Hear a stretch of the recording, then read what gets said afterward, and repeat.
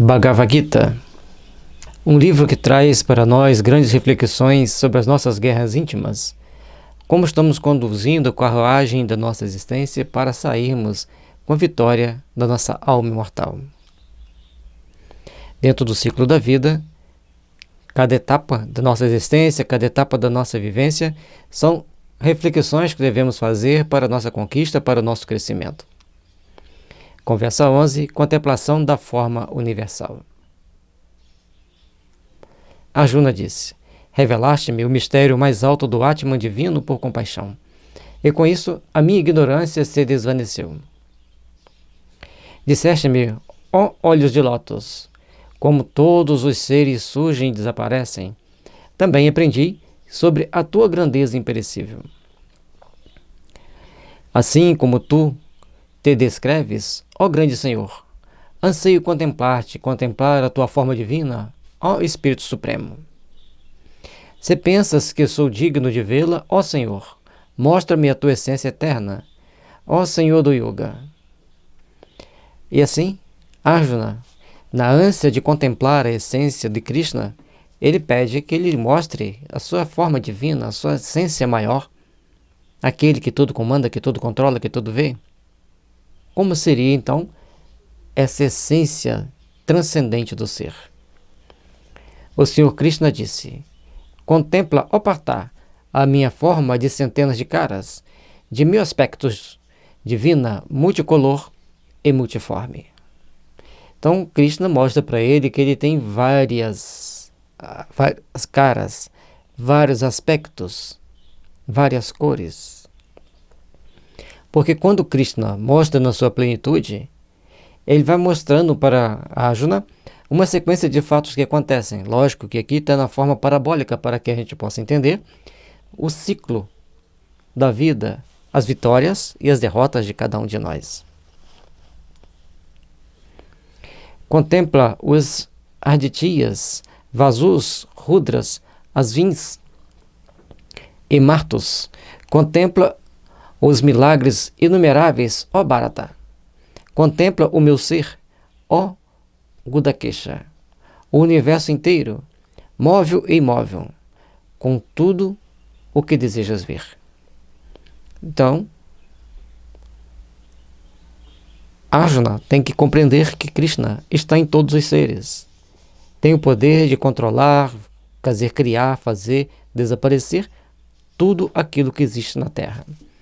Mas, na verdade, não és capaz de contemplar-me com os teus olhos.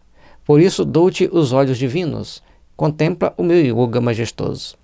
Com os olhos físicos nós não vamos ver. Precisamos ver com a evidência. Portanto, nesse momento, Krishna magnetiza Arjuna para que ele possa compreender e ver com os olhos divinos, com a sua evidência.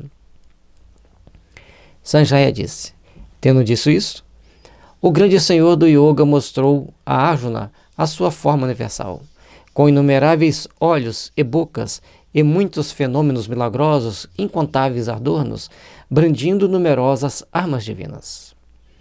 Portanto, Krishna tem uma infinidade de formas que nós não conseguimos contemplar, não conseguimos compreender. Muitos olhos, bocas, e assim, um conjunto de situações para que ele possa manter o controle de todo o universo. Em vestes e colares divinos, ungidas de óleos aromáticos divinos, com rostos dirigidos para todas as direções, completamente maravilhosa, ardente e infinita. E aqui a gente vai ver um pouco daquilo que João viu no Apocalipse, vai estar sendo mostrado aqui para Arjuna. E se o brilho de 1000 sóis resplandecesse simultaneamente no céu, tal resplendor poderia comparar-se à glória desta grande alma. Nela, Arjuna viu o universo inteiro dividido em muitos mundos, mas unidos em um no corpo da divindade mais alta. E então o maravilhoso Arjuna inclinou a sua cabeça perante a divindade e, tendo juntado as mãos diante do peito, começou a falar. Arjuna ao contemplar um intenso brilho maior do que 1000 sóis. Viu todo o universo unido em um só corpo, embora fossem muitos, porque todos estão unidos numa divindade maior. Aí ele se dobra à divindade de Krishna e começa a falar. Arjuna disse: em ti, ó Deus, eu vejo os deuses, todas as classes de seres. O Senhor Brahman, sentado no maravilhoso asana de lótus, todos os rishis e serpentes celestiais fabulosos. Aqui, e mais adiante, Arjuna não vê a realidade, mas apenas a imagem que Krishna lhe mostra. Ele está tendo uma vidência do mundo espiritual. Krishna, desde o início a gente vê que Krishna é um espírito falando para Arjuna que está encarnado. Portanto, para que Arjuna veja algumas coisas, ele amplia seu poder de visão. Neste caso, Krishna ampliou com seu poder magnético a capacidade perceptiva de Arjuna para que ele pudesse contemplar uma imensidade de fenômenos psíquicos. Vejo-te por todo lado, com os teus inumeráveis braços, ventres, bocas e olhos. Ilimitadas são as tuas manifestações. Os seus olhos não podem captar nem o primeiro, nem o meio, nem o fim da tua glória. Ó Senhor infinito e ilimitado, contemplo a tua radiância, a tua luz onipresente e infinita com discos, diademas e cetros, como uma chama resplandecente ou um sol deslumbrante. Tu irradias fluxos de luz para os quais é difícil olhar. Então, na sua vidência transcendente, naquela visão transcendente que ele está tendo, ele começa a perceber Krishna com as mais variáveis características. E todas as características vão resplandecendo com tanta luz que ele não consegue fixá-las com o olhar. Estas, para além dos meus pensamentos, ó Senhor imperecível, meta suprema, fundamento do universo, guardião imortal, do Dharma eterno, alma primordial, assim é como a minha mente te concebe. Todos ali vão ouvindo Arjuna relatar todas as grandes qualidades de Krishna, todo o seu grande poder, toda a sua grande opulência, tudo dentro de uma perspectiva transcendente. És sem princípio, sem meio, sem fim, és ilimitado em teu poder. Os teus braços são incontáveis, os teus olhos são como sóis e luas. Quando vejo o teu rosto, este flameja como fogo sacrificial, ilumina os mundos com a tua glória. Portanto, a gente vai vendo aqui um aspecto desse relato, quando Públio Lentulus vai escrever a carta sobre Jesus para Tibério, ele fala que o olho dele resplandecia. E quando resplandecia, as pessoas ficavam transtornadas, às vezes choravam, às vezes olhavam, não conseguiam olhar nos olhos. Para a gente ter uma ideia de como é a capacidade e o esplendor de um espírito superior. Principalmente os espíritos puros. Tu apenas enches os céus e a terra e tudo o que se estende invisivelmente entre eles. O mundo tripartido treme perante ti, ó poderoso, e perante o teu rosto comovedor. As multidões dos deuses rendem-se a ti, junto às suas mãos com o temor piedoso. Todos te invocam, exército de sábios, e se diz, louvam-te, compõem hinos que soam por todo o universo. Os Rudras, Adityas, Vasos, Sadias, os Visvas, as Vins, Marutis, antepassados, Gandharvas, Asuras, e Akshas e os deuses, todos te contemplam com admiração. Depois de ver a tua forma poderosa, com inumeráveis olhos e bocas, com fileiras de temíveis dentes, com um peito amplo e com incontáveis braços e pés, todos os mundos, assim como eu, começamos a tremer. Ao contemplar todo o poder de Krishna, eles tremem, estremecem. Como um arco-íris no céu, tu brilhas com uma luz deslumbrante, com bocas amplamente abertas e olhos ardentes e gigantes. Tu penetras o meu Atman. Ao ver-te, a minha força desvanece-se, a minha paz desaparece. Como espadas flamejantes, cintilantes, são os teus numerosos dentes nas temerosas mandíbulas. A sua visão aterroriza-me. Não sei onde me esconder desta tua aparência. Tem piedade, ó Senhor, refúgio dos mundos. Essa evidência que ele está tendo, a gente tem que ver os aspectos mais transcendentes. Por que numerosos dentes, e temerosas mandíbulas? Porque ele tem o poder de construir e destruir. Dentro dessa evidência que ele está tendo, ele trouxe para nós o que ele conseguiu trazer. Mas nós temos que ver que ele está relatando os infinitos poderes de Krishna,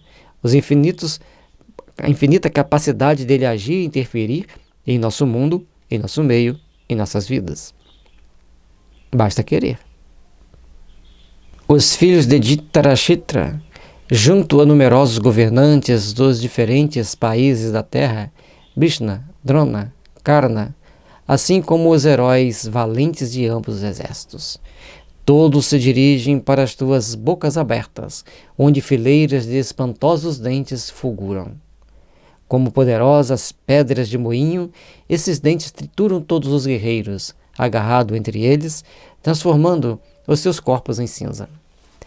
Aqui fica uma alegoria bem clara que todos os reis, por mais poderosos que eles fossem, com o passar do tempo eles serão mortos, serão cremados, retornarão ao plano espiritual. E assim, depararão com as leis eternas que julgam a cada um de nós. Por isso, que ele coloca que seus dentes afiados os trituram como um moinho, é porque o tempo leva-os a morrer. E, ao morrer, o corpo vai passar por sua transformação, vai virar pó, e o espírito vai arcar com as consequências dos seus atos. Assim como as águas dos rios correm impetuosa e ruidosamente até o grande oceano, da mesma maneira esses guerreiros poderosos, os governantes da terra, se dirigem para as tuas ardentes bocas abertas. É interessante que ele mostra-nos, de uma forma, aqui ficou mais claro, que as águas dos rios sempre vão para o oceano. E todos os governantes da terra vão ser destruídos pelo processo de envelhecimento, chegando a condição de espíritos que terão que arcar com as consequências de seus atos, com as suas responsabilidades, na busca eterna que todos nós temos de alcançar a nossa plenitude. Assim como uma traça acelera para uma chama sem conter o seu voo para morrer nesta, da mesma maneira eles se dirigem para as temíveis bocas para desaparecer nestas e encontrar ali a sua morte. Todos nós vamos passar por esse fenômeno transcendente de deixar o corpo físico retornar para o plano espiritual.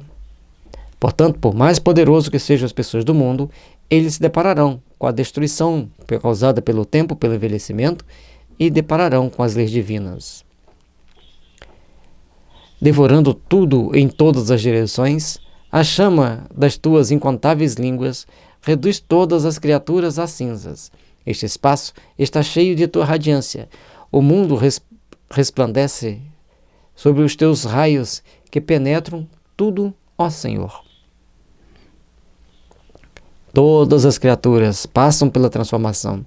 Todas as criaturas vão prestar contas à sua suprema consciência. Vão prestar conta à sua consciência de tudo que fizeram. Porque as leis divinas escritas em nossa consciência é a ela que nós vamos prestar conta e, portanto, nos transformaremos o corpo em cinza, mas o espírito terá que resplandecer, terá que responder pelos seus atos. Então, perante o julgamento, cada um passa para a próxima etapa, para a próxima fase, ou de maior estadia no plano espiritual, ou retornar para passar por novas etapas de purificação. Revela-me a tua essência. A visão de ti é assustadora para lá de qualquer medida. Prostro-me perante ti, tem misericórdia de mim, ó poderoso Senhor. Eu anseio conhecer o que está oculto em ti.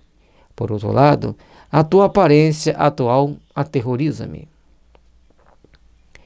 Cada um de nós, em cada etapa, em cada situação, em cada condição, vamos passando pelo processo de aprimoramento, vamos passando pelo processo de empreender melhores conhecimentos, melhores entendimentos, para despertarmos para a luz, para despertarmos para compreensões superiores que a vida traz para nós. O Senhor Krishna disse: sou o tempo que traz o desespero ao mundo e que aniquila todas as pessoas que manifestam a sua lei na terra. Nenhum dos guerreiros que forma aqui para a batalha escapará da morte. Só tu sobreviverás.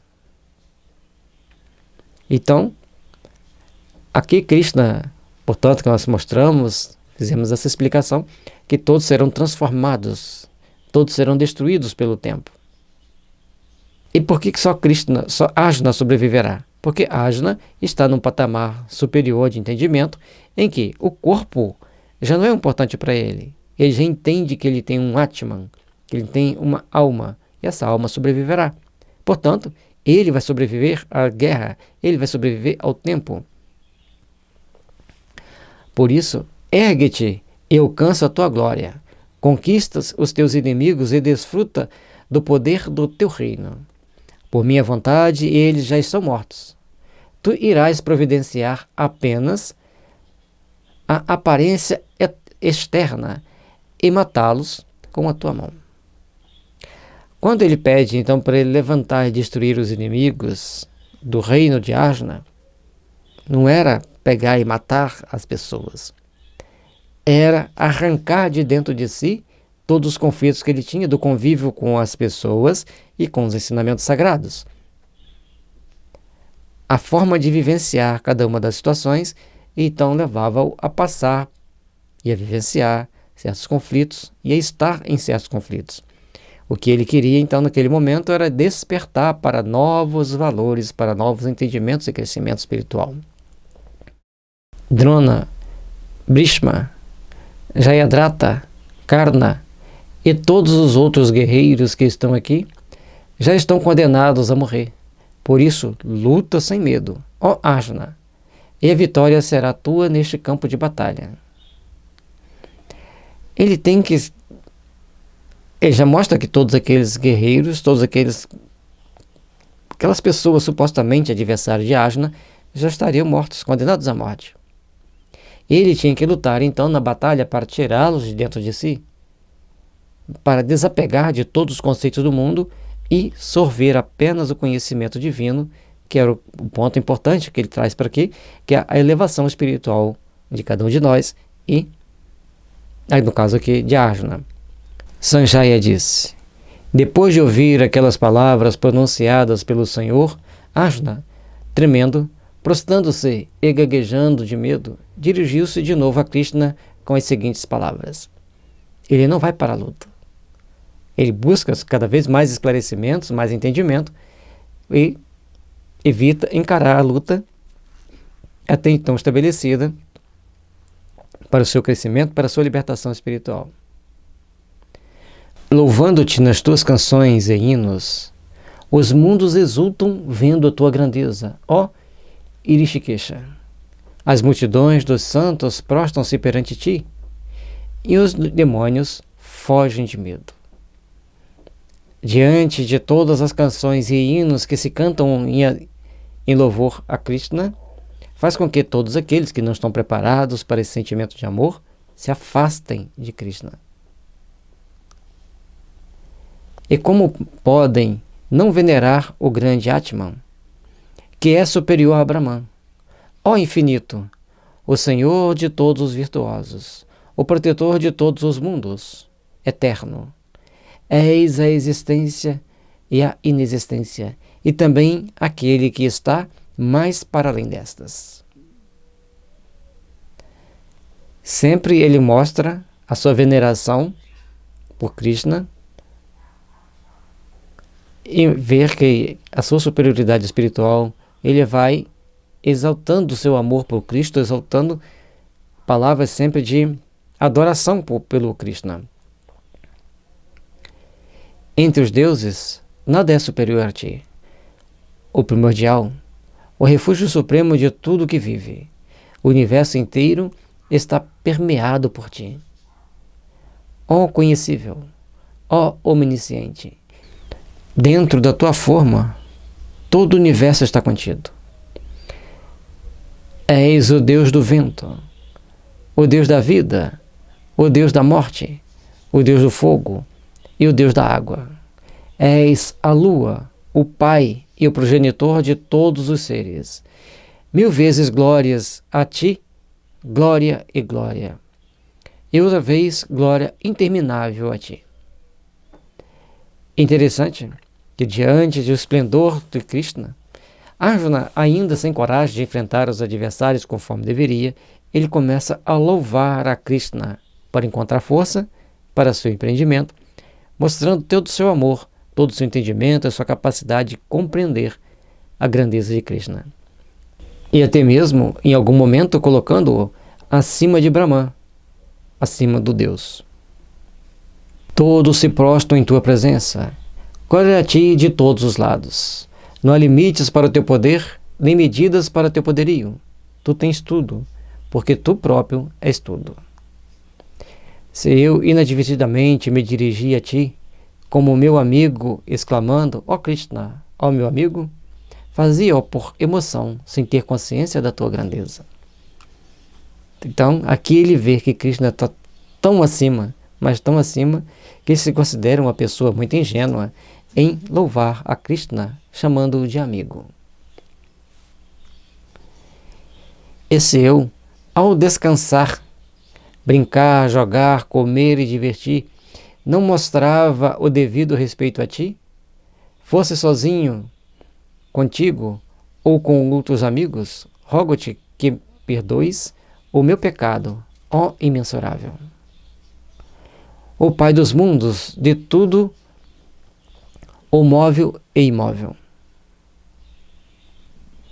O Guru mais honorável e glorioso. Não existe nada comparável contigo. Quem te supera? Quem em todos os mundos pode rivalizar com a tua glória? O Senhor dos todos os poderes sobre a terra. Então ele olha para Krishna e vê-lo como um grande enviado celeste, como um grande e poderoso Espírito que tudo governa, que tudo comanda. E ele, em sua pequenez, reconhecendo essa pequenez, pede-lhe perdão pelos momentos que ele se distraiu e deixou de pensar em Krishna. Com veneração me prostro perante a ti e te imploro que tenhas paciência comigo. Sê meu pai, sê meu amigo. Como um amante paciente com sua amada, sê assim de paciente comigo. Aí ele pede a Krishna, tenha paciência comigo. E como Jesus precisa ter paciência com todos nós. Como precisamos pedir paciência, que ele tenha muita paciência conosco, porque ainda somos filhos rebeldes a transgredir as leis básicas do universo. Eu vi a tua glória, que jamais tinha sido vista antes por alguém. De medo e de alegria treme o meu peito, imploro-te que tomes a tua aparência anterior. Tem misericórdia, ó Senhor dos deuses e refúgio dos mundos. Diante de toda aquela visão que ele via da grande transformação que todos nós passamos, ao ver todo o poder e esplendor de Krishna, ele pede a volta para sua forma anterior, aquela que eu dou conta de ver, de perceber, de sentir. Eu anseio ver-te como antes, com a tua coroa reluzente e o cetro majestoso em tua mão. Mostra-me a tua forma conhecida e estimada por mim. Esconde essa tua aparência que tem centenas de mãos e é intolerável para os mortais. Quando ele contempla todo o poder de Krishna, com todo o seu esplendor, ele mostra que e pede a Krishna fervorosamente que volte à sua forma anterior, porque ele não dá conta de ver todo aquele esplendor, todo aquele poderio. Ele prefere vê-lo naquela forma natural que sempre ele via, nas condições naturais. O Senhor Krishna disse: Arjuna, por minha graça conheceste a minha forma suprema e eterna, que se revela apenas no yoga e na união com o Atman. De todas as pessoas por aqui, ninguém jamais a viu senão tu. Ver Krishna em todo o esplendor de poder, com todas suas capacidades, naquele momento, só Arjuna teria condição de ter visto. Nem os atos de piedade, nem o conhecimento dos Vedas, nem as oferendas, nem as façanhas dos ascetas, nem a profundidade do conhecimento, nada pode descobrir a minha forma secreta. Aqui tu viste. Aquilo que ele viu é uma forma secreta de uma transformação metafísica, de uma transformação transcendente, de todo o seu poder, de toda a sua capacidade de transformação, que ninguém pôde ver, apenas Arjuna. Acalma a tua perturbação e terror. Não temas por ter visto a minha forma espantosa. Esquece o teu medo, alegra-te, contempla a minha aparência bem conhecida por ti. A partir do momento que você vê toda a grandeza do mundo espiritual, vê toda a grandeza de um líder espiritual, de um grande espírito, você não pode se perturbar, não pode ter medo. Você tem que se alegrar, contemplar a aparência que já é conhecida daquilo que você viu e agir na busca do seu crescimento, do seu aperfeiçoamento espiritual. Sanjaya disse: tendo dito essas palavras, Krishna tomou a sua aparência usual e consolou o estremecido Arjuna. O grandioso tomou de novo o seu aspecto suave. A partir daquele momento que ele fica tão assustado, primeiramente Krishna orienta Arjuna a se acalmar, a perder o medo, a agir de forma consciente, e ele volta para o seu aspecto suave, aquele que Arjuna estava acostumado a ver. Arjuna disse: vendo novamente a tua aparência humana e suave, sinto-me melhor e meu estado normal volta. O Senhor Krishna disse: esta forma minha que conheceste é muito difícil de ver. Na verdade, até os deuses anseiam por vê-la. Ninguém me pode ver assim como tu me viste, ainda que conheça todos os Vedas, tenha realizado façanhas ascéticas e tenha dado esmolas e oferendas. Apenas o amor pode contemplar-me. Assim, ó Arjuna, apenas o amor pode contemplar-me, a minha mais profunda essência e unir-se comigo. Portanto, ele deixa aqui claro que Arjuna nesse momento estava tão prenhe de amor, tão impregnado com as energias de amor, irradiando o amor, que ele pôde ver a essência de Krishna, a essência da busca, da sabedoria, do amor que tanto Arjuna queria, ele pôde contemplar ao olhar para toda aquela magnificência de Krishna. Aquele que faz tudo apenas para mim, para quem sou a meta suprema, quem me ama está livre dos apegos e não tem inimizade. Chega a mim, ó Pandava. Então ele está mostrando que você não tem medo, e você está sem apego, e você realmente amar a Krishna. Então você pode ir até Krishna e ver as suas múltiplas formas.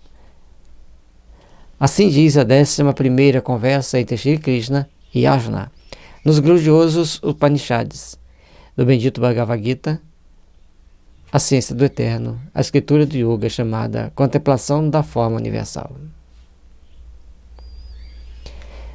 Procuremos consagrarmos-nos no sentimento de amor, de fraternidade e de paz, para buscarmos alcançar, vencendo as nossas guerras íntimas, a plenitude do nosso ser dentro dos ciclos da vida, para tornarmos-nos melhores e mais condizentes com a vontade do Senhor.